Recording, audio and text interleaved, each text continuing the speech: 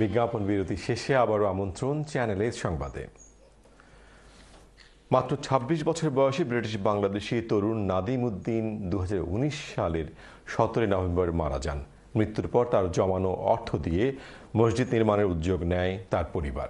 অবশেষে শাহজালাল উপশহরে এইচ ব্লকের বোরহানুদ্দিন আবাসিক এলাকায় আল কাইয়ুম জামে মসজিদের কাজ শুরু হয়।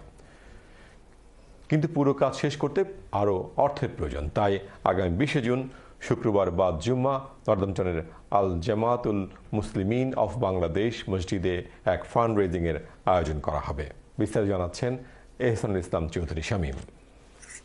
রাসূলুল্লাহ সাল্লাল্লাহু আলাইহি সাল্লাম বলেছেন, যে ব্যক্তি আল্লাহর সন্তুষ্টির উদ্দেশ্যে একটি মসজিদ নির্মাণ করবে, আল্লাহ তার জন্য জান্নাতে একটি ঘর নির্মাণ করবেন। আর তাই আল্লাহর সন্তুষ্টির জন্য মুসলমানগণ আল্লাহর ঘর মসজিদ নির্মাণের স্বপ্ন দেখেন, উদ্যোগ নেন, নির্মাণের সহযোগিতা করেন। মাত্র ২৬ বছর বয়সে জীবনের ইতি টেনে মহান রবের ডাকে চলে যাওয়া এক তরুণ হচ্ছেন ব্রিটেনের ব্রিস্টল সিটি সামারসেট এলাকার বানামনসির বাসিন্দা ব্রিটিশ বাংলাদেশি তরুণ নাদিম উদ্দিন। তার রুহের মাগফিরাত কামনায় তার উপার্জিত অর্থের মাধ্যমে সিলেট নগরীর শাহজালাল উপশহরের এইচ ব্লকের ৪ নম্বর রোড সংলগ্ন বোরহানুদ্দিন আবাসিক এলাকায় আল কাইয়ুম জামে মসজিদ নির্মাণের কাজ শুরু হয়। কিন্তু জমাকৃত অর্থের মাধ্যমে আল্লাহর ঘর মসজিদ নির্মাণের কাজ পুরোপুরি সম্পন্ন করা সম্ভব নয়। তাই প্রয়োজন আপনাদের সহযোগিতা।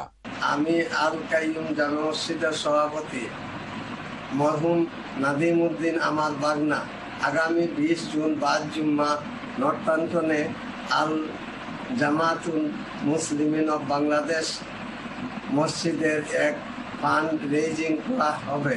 তাই আপনারা সিলেট আল কাইয়ুম জামে মসজিদের মুক্ত হস্তে দান করার জন্য আন্তরিকভাবে অনুরোধ করা হইল।